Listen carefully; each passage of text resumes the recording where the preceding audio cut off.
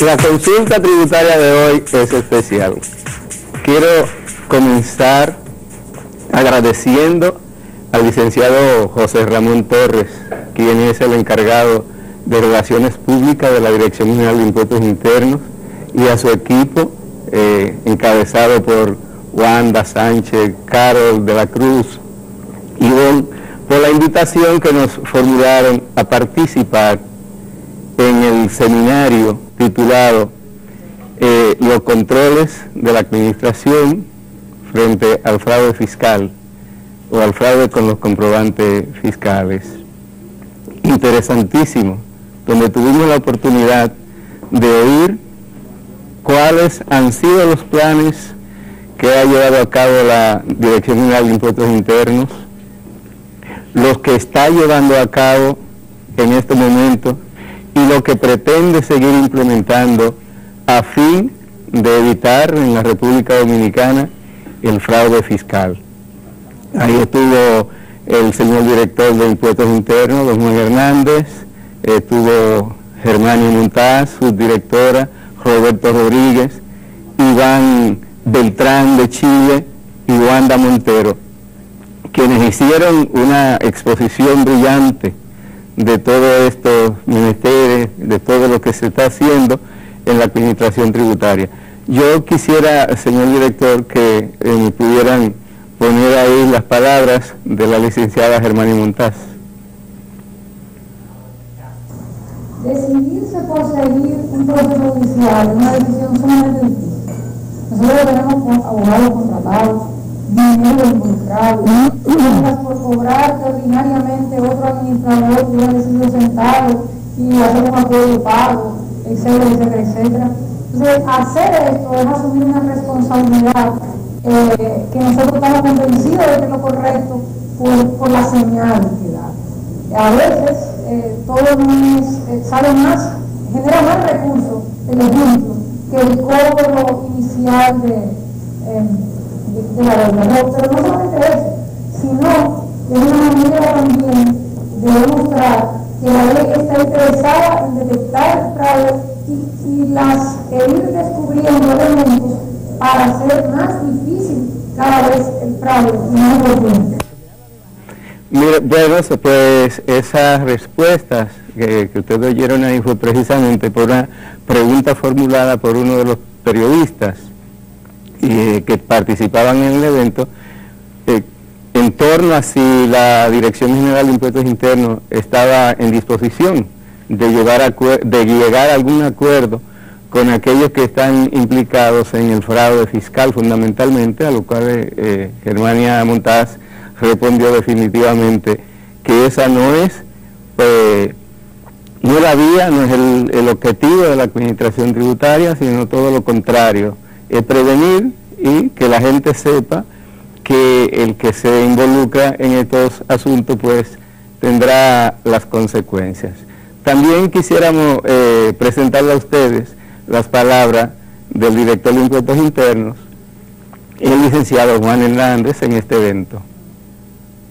Lo que usted está diciendo es que va a bajarle la tasa a la persona económicamente más alta para desfavorecer a las personas menos pudientes. Porque, ¿de qué estamos hablando? Estamos hablando de que la tasa de origen dice 16%, porque hay el 50% del producto que está exento.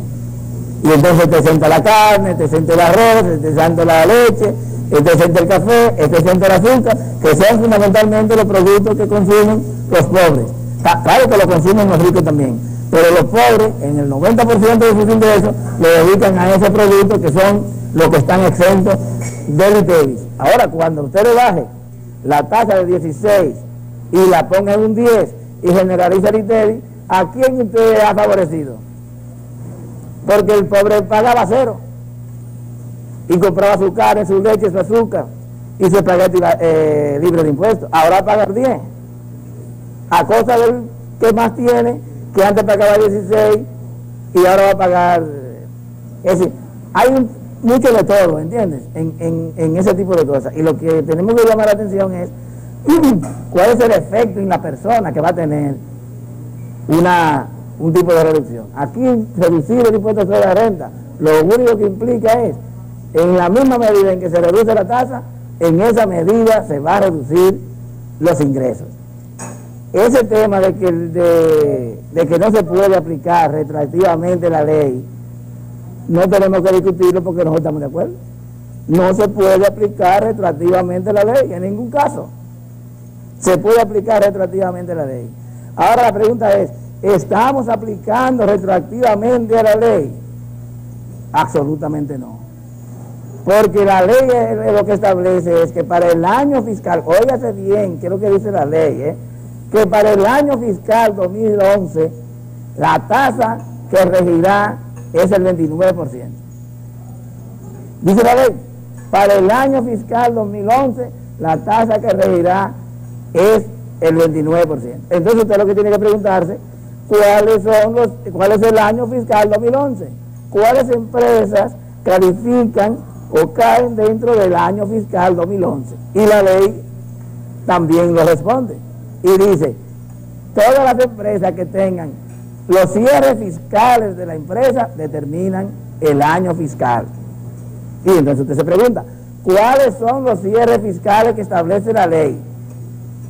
Y creo que el artículo 300 hacia abajo habla, primer cierre fiscal, 30 de marzo o 31 de marzo, vaya usted a saber cuál, 30 de marzo, 30 de junio, 30 de septiembre y 31 de diciembre. Las empresas cierran 30 de marzo en este país, 30 de junio, 30 de septiembre, 31 de diciembre. ¿En qué año estamos? Estamos en el año 2011. Las empresas que cierran 30 de marzo, ¿cuál es su año fiscal en este momento? 2011. ¿Y qué dice la ley que rige el 29%? ¿Dónde está? Como diría mi padre, para eso no hay que estudiar. Para eso no hay que estudiar. Ahora, ¿qué pasa? Pero que la ley se aplicó en julio y yo cierro el 30 de marzo, a pesar de que tiene 120 días porque no es verdad que cierra tanto, porque lo declara en julio. Entonces yo le digo, es que desde que Dios hizo el mundo, se ha hecho así. En el año 96, cuando se aplicó el ajuste por inflación a los salarios, que fue en noviembre del año 96, se aplicó desde enero, se le devolvió a las personas todas las retenciones que se le habían hecho desde enero hasta octubre. ¿Por qué? Porque la tasa, la deducción aplicada para el año fiscal 96. Y cuando se le aplicó a las empresas el ajuste por inflación a los activos, también se aplicó tomando en cuenta los cierres fiscales. Y cuando se aplicó el impuesto mínimo del 1.5, se aplicó en función de esos cierres fiscales. Y cuando se modificó el cambio de los anticipos, se aplicó ese mismo criterio. Y cuando se eliminó el impuesto mínimo, también se aplicó de acuerdo a esos cierres fiscales.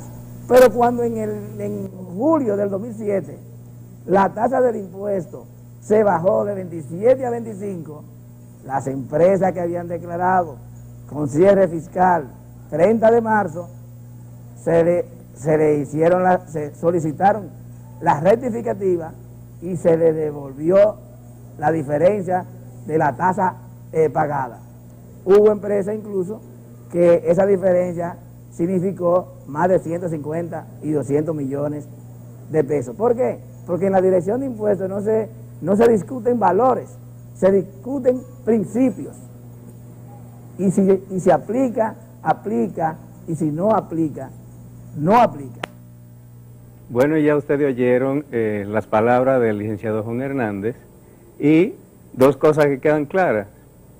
Lo primero fue que si se favorecía una reforma fiscal integral, y él en esa respuesta dijo que bueno, debería ser discutida después de pasadas las elecciones, pero está en contra de que se amplíe la base del ITEVIS, aunque fuese con una tasa reducida. En la otra parte, pues había la incertidumbre de si la tasa del 29 aplicaba para las empresas que ya habían presentado su declaración porque tenían cierre al 31 de marzo o que aún no la han presentado, si le correspondía la tasa del 29%, y ustedes vieron que fue muy claro de que para todas las empresas que cierran en el 2011 aplica esa tasa. De manera que yo pienso que lo que hay que estar atento, porque tarde o temprano todo lo que se está discutiendo y todo lo que está incluido en la carta al Fondo Monetario Internacional, eso pienso que va a traer como consecuencia que los sectores productivos del país, que las entidades tributarias, que el Congreso, que el Poder Ejecutivo, pues se sienten precisamente para discutir todos estos temas. Continúen con nosotros, que tenemos mucho más contenidos en el programa FENACER en Acción.